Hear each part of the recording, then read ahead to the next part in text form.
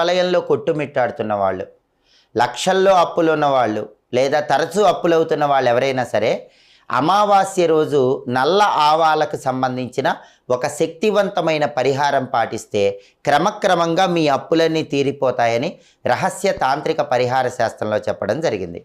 అమావాస్య రోజు మీరేం చేయాలంటే నల్ల ఆవాలు కొన్ని చేతిలో పట్టుకొని మీ ఇంటి పైభాగంలో మేడపైకి వెళ్ళి ఆ నల్ల ఆవాలు చేతిలో పట్టుకొని అప్పులు తీరిపోవాలి అనుకుంటూ ఆ మేడ మొత్తం కూడా 3 సార్లు తిరగండి.